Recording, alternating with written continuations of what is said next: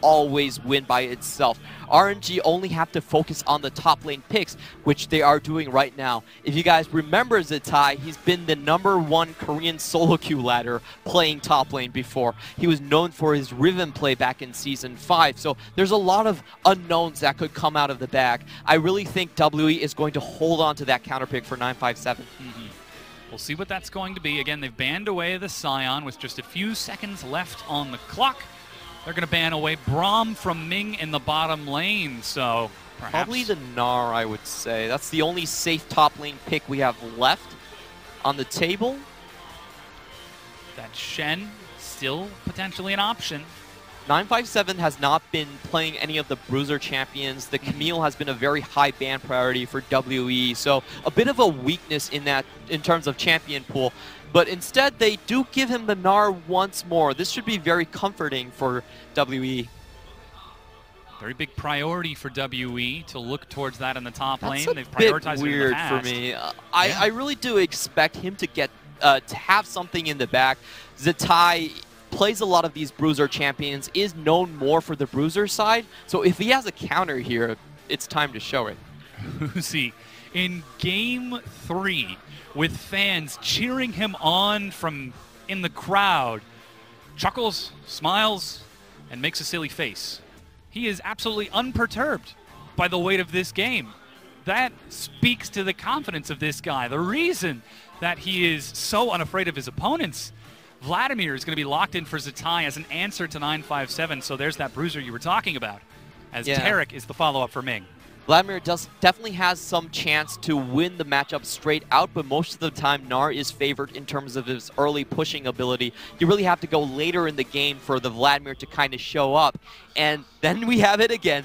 Xayah being picked for Mystic, his second most played champion so far this split, and one that he's really known for, but still not a great matchup into the Varus. You only get a bit of a boost when you hit level 6, when you can kind of jump the ultimate coming out from the Varus, but in terms of just straight laning phase, not really a winning matchup. But take a look at that bottom lane, though. Xayah and Tahm Kench, even if Skarner goes down there, even if Taliyah goes down there, how hard is it to kill these two champions specifically? Untargetability, plus the Devour, plus the fact that they've got flashes on top of that. It is going to be real tough for RNG to make something happen, but I don't expect that to stop them from trying. And I really want to touch on that point because in this scenario, it's really going to take 4 people from RNG to seal the deal in the bot lane. With the Tahm Kench there, it gives you enough time that the rest of the map can rotate towards the bot lane. So if RNG are really going to make this composition work, they have to have good warding or good pressure in the top lane to then shift focus towards the bot. And now with these two head-to-head, once again, 6-7 in overall head-to-heads, 9-9 between Uzi and Mystic alone. This whole match is about to be upset and determined within the next 30 to 60 minutes. Heck, it could be a 20-minute game. Who knows? It definitely could be, and I'm really interested about the top lane matchup. Now, even though 957 has picked the most Gnar out of any top laner in the LPL, I would not say he's the best Gnar. Yeah. So there is a chance for Zatai to just straight up win that matchup. The runes here are going to be very interesting. Sometimes we've seen the Gnar go into the area and try to... However, they do need to be very careful about Rek'Sai gank paths. Oh, the flash. He's stunned, but he still manages to catch the Tarek. Flash is ready. Heal for the Gets movement speed, but he's knocked up. Mystic Ming could be giving up first blood, and he does give it up. First blood locked down by Zero as Mystic escapes the ignite. And WE, looking to retreat, but Xiaohu is down here. Knock up onto Zero. You kill my teammate, I will kill you. Who are they going to give the kill over? Why am I even asking? Oh, Karsa. Whoops. That's actually fine. Okay, all right. It took a lot of time, but Skarner is one of those picks that if you can snowball properly is actually very strong. Look at this, the bait and switch TP teleport as well. coming in. Magic is not quite able to catch up with the knockup, but Xie follows through. Uzi goes low, and Xie gets another kill. In our matchup, we're seeing a lot of Hex Drinkers, but now everyone has kind of defaulted into the Spirit Visage. I'm sorry. Oh, Xie's getting pulled in. He disrespects it with the stopwatch and escape. Now Magic is right there. Xiaohu follows through. Ooh, and a flash gets him out. Magic is on top of Xiaohu. Karsa doesn't have any more damage. But that's the dive. He follows it up and gets the kill. Magic will trade it over 1 for 1. And such a great escape from Xie, using that combo of the Zhonya's into the Realm Warp to kind of absolve himself with his prior mistake. But the Predator is still here. The stun is tagged. He manages to get the Rune He has the red buff. And he's trying to chase this out, but Xie walks it off. Oh, that was very close from Xie. He does have his Merc Tread, so able to bully people away, enabling Zero and Magic to control a lot of the map. But Ming is going to catch up with the stun mid-tunnel. Magic ready with the knockup as Karsa just continues to chase through. Teleport is ready for both top laners. Starting to pull Zero back in. That's the target that you predicted, but he does have his flash back up. Slow's coming in. Xie from behind. Magic stalls it out. That's a teleport coming in from both of those top laners. Cosmic Radiance denies the damage as Magnet goes in. Zero with the save, but Hemo Plague is going to be denied. Uzi misses the Chains of Corruption, but catches Xie. They're trading. It's 2 kills, 1 for 1. Make that another as RNG continue to chase forward. 957 bounces, but Ming with the stun. Double stun. The prediction gives a triple kill over, and they're chasing on to Mystic. WE get a good stun with a great outplay. Mystic gets another, but that's 4 kills for 2. And that really was a Ming win. That Cosmic Radiance coming down, 957. I think he mistimed his ultimate. If he just waited a little bit, he could have got that damage onto the terrain. So that's double Gnar damage. Oh, but look at this. Mystic is caught out of position. The stun catches up to him. The attempted save from Zero, but another kill for RNG. And as we just saw, we celebrate the wins and the losses. Zatai, congratulations on your 1,000th win in, death in the LPL. Congrats, I guess. Yes. That is a milestone. That is a milestone. But that just speaks to the legacy of these players. But here's that fight again. Yeah, this was very questionable at the start of the fight. It didn't really look like they had enough damage, and with all members coming in at the same time, it could have gone a little bit poorly for RNG. But what's really worthy to note here is the Cosmic Radiance coming in for Ming, getting it on all 3 people, and then 957, when he comes in, I feel like he does this a little bit too fast. He should have waited for the 2.5 seconds to really reside, and then he could get his damage down. So it's basically Zatai coming in with the full damage ult, the 957 doing no damage in return, and then they're able to clean up the kill. A bit of a mistake here, going over aggressive, but hey, that's just RNG. The classic.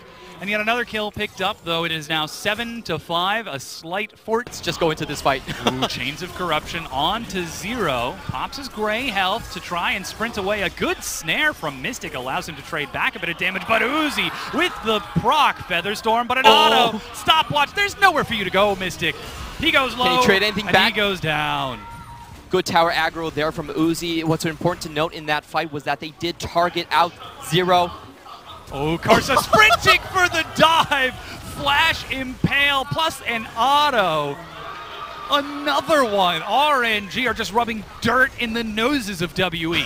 So they win the 2v2, and then they follow up with another kill because they understand that, hey, Magic is not on this quadrant. Raw emotional fire. Abyssal Voyage, diving bottom. Zatai is snared, plus the Ignite. He drops down into the Tides of Blood, plus Hemo Plague. Heals himself up even more, but Magic just tanking so happily allows WE to get back onto the board. Still, 2 turrets are being traded, and there is a ping to defend the Tier 2 top. I do think that RNG need to push straight toward the second to make it worth it. It was kind of what the W is doing, though, is going for Baron. I don't think they have the damage to get it there, so they're just pretty much setting up Vision. Yeah, just trading it back and forth. My heart stopped for a moment there when I saw 3 members of WE collapsing toward the Baron Xie with teleport bottom. RNG very nearly punished there. Oh, he managed to catch Mystic out of position. How did that even happen? Flash Predator is on, Righteous Glory. They even tag onto Zero, immediately diving towards him. Karsa soaking the aggro happily. And with those 2 members dead, another turret will fall.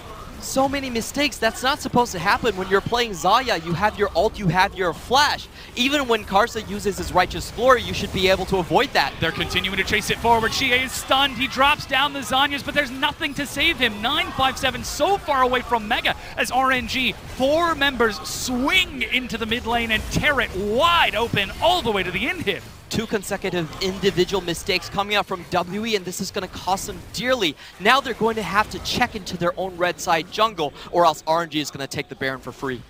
Already stepping forward. You can see some defensive wards from WE on this side, but it's only a matter of time before those get cleared out. Here's the pick. What is Mystic doing? Flash engage. You can see he's even leaping into the sky preemptively, but caught mid-animation. Really, Mystic needs to play with more respect towards the RNG players. He can't get caught out 3 times in a game and expect their game plan to resist. Cannot deal with Taliyah one-on-one. Now, Blue Trinket is available for Mystic, but Baron is already down to 2,500 health. No they finally here. see it happening, but RNG, clean as you like, take the Baron. And then Taliyah going in for another pick onto Mystic. Mystic is on the correct side of the wall, though, but the rest of his team is not. Flash stun from Ming. Mystic Double takes stun to the skies, but he drops down into the peltered shots. You can see the pull onto Magic gets him into the shot as Uzi looks to finish this game off. Xie trying to buy time as best he can, but all of the pings are on the Nexus. RNG have got one thing on their minds, and it's evening up their rivalry against Team WE. Karsa's not going to let Xie go. She is the only one alive with wave clear right now, so RNG trying to finish on this push. They're racing forward, 957 flashes, but it's not enough. Hemo Plague onto 0 as he's flung out of the fountain, and the red hot fire of emotion for RNG turn on to the Nexus, and WE are unable to stand the flames. Welcome back to the LPL Uzi. Very good game coming out for RNG. I like the adaptations they did in the draft, securing themselves the Varus early on and having the confidence to kind of give 957 his most used champion in the Gnar. Everything works out for them, and we can see that Uzi is the focus of this team. With him back on the roster, they have better compositions, they have better direct